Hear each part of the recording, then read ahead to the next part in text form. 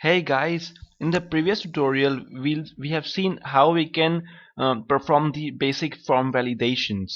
Well, in this tutorial we'll see how we can structure the errors in PHP and through PHP, and that we can do by performing array operations or making it appear in good form in HTML. Okay, so this is how our errors are appearing at this moment. So we just need to appear them the better way. For that we can actually um, uh, declare an array variable which in which rather than echoing the errors on the page, we can append we can save the errors in the we can save the error strings in the array variable. So let's perform our code. um, okay, for now let's just remove these flags, right? So that would be great for us, and this is a very rare tutorial to make. It's like structuring errors actually. um, so let's move and see what we can do. We can um, put this string in an array variable. Okay, in fact not the string, we can put everything in the $errors variable. All right, so let's see if there are any errors around. We can only know it once we compile the program. By this way, whatever errors be there, it will go in the same variable which is known as array, and the name of the variable is errors. uh, in the tutorials of array I have mentioned that we'll be using arrays in performing error validations or something. So here we are today performing validation on errors. So this is the thing. Now we haven't yet printed anything on the browser page in respect of errors. Let's just save it and make it a back. Put the password QWERTY. Okay, submit query. And as of now there is nothing printed on the web page, because what we have done just now, we have just put the string values in the variable errors, which is an array. So it must have saved its variable in the arrays. Okay, so what we can do now, we can now um, print the array using the function print underscore r. And as I have mentioned you in previously, print underscore r function is used to print everything within an array, including their index, where it lies in the values of the array indexes. Let's just put the array variable here, save it. Let's go back to the browser and go back to the form page and put the sorry uh, put the password here, which is actually wrong. And okay, now we have the things. It has printed the content right away, and we have something here. It's array 0 1 2 3. Actually it's just for the confirmation that yes, we are doing the things right. This is not the way we are going to print the errors. We can actually um, make something appear very nicely. Okay, but we can see that the errors are there, and it can be printed on the page using this array. Okay, that's great. So now what we can do, we can we can check number of arrays, number of um, okay, num underscore errors, okay, which will give the return of the number of statements there. Okay, that's great. Echo to the num underscore errors. That's great. So let's make it back. Sorry.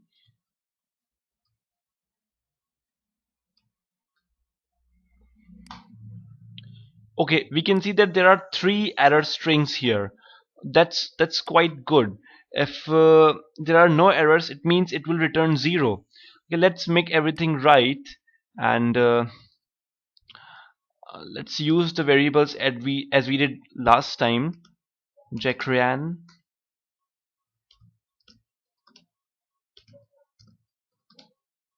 and I think it's nothing is under the error at the moment. So let's make a submit query. Oh, it's still showing one error. So let's see what it is actually. Okay, to do the things again.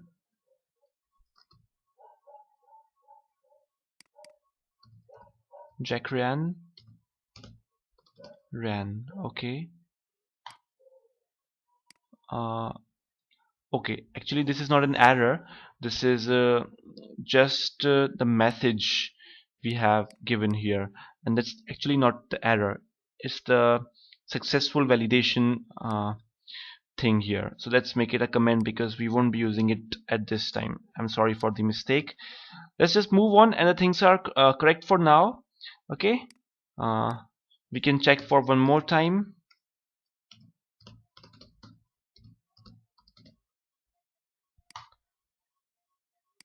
Okay, we do not have any errors now. It's 0 in the error index. Okay, so now what we can do now, if uh, $num underscore errors is more than 0, then we can perform the things. Else we can simply print echo congrats, no errors. Okay, that's great. So we have no error now.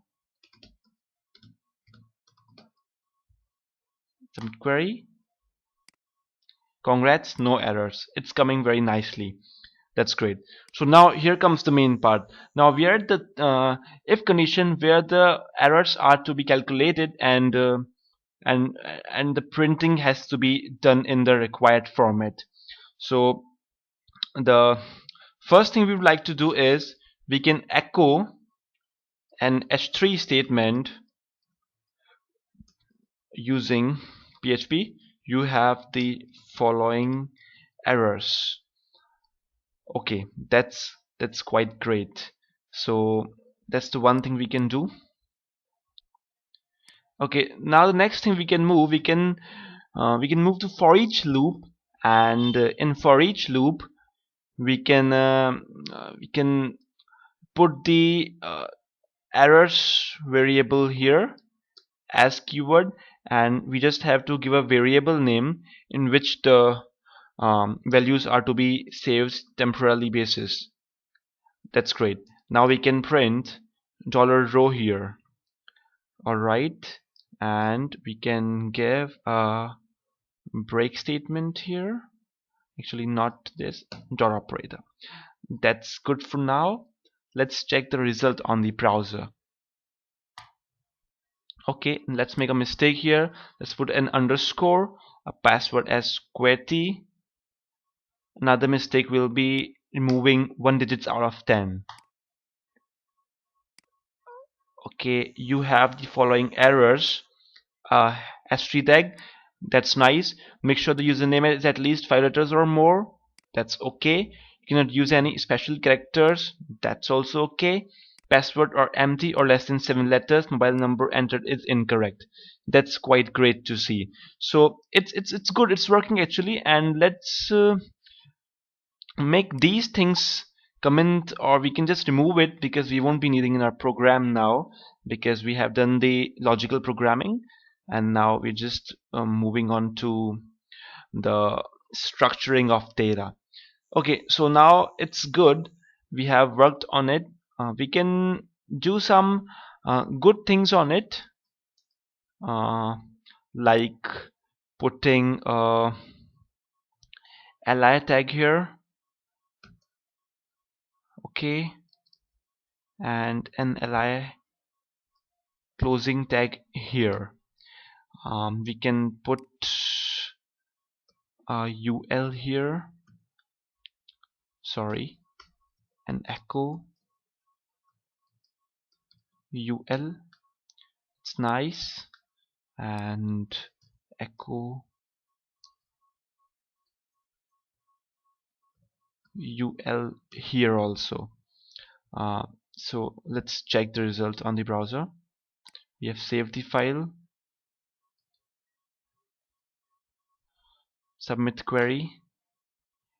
Oh, that's quite good. The only thing, it is not coming in structured format because of the HTML problem. It's no problem on our side actually. Okay, so it's giving the errors in the desired format. It's giving a dot type errors. That's quite good. So let's see how we can do it more nicely. Okay, we can remove the breaks from these statements, as these statements break within these statements will be causing some problems in the structure of the HTML, because li and ul are by themselves are the block elements, so we do not need them at the moment. One more thing we can do is we can just separate this thing out of this block. Okay, we can have a separate if condition for this. That will be very good for us actually. uh, there will be no hassle in the programming if we do it this way. Okay, you cannot use special characters, and that will be a separate error in itself.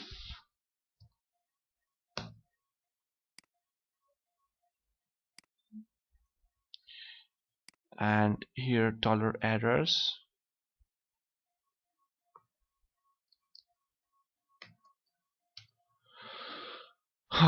Okay, I hope now the things are uh, quite nice, and we are having some errors here. Okay, now it's good. Now it seems good. Now we can just move back and fill the form again. Okay, now that things are perfect. You have the following errors. You cannot use any special characters. Passwords doesn't match. Passwords are empty or less than 7 characters. That's nice. Mobile number entered is incorrect. That's very, very nice. The things are in quite a structured form. Apart from this, we can do many things. We can put style tag around here, and we can give color of the statements. We can within the ul tags we can apply some more things, or many things actually. We can apply some borders around.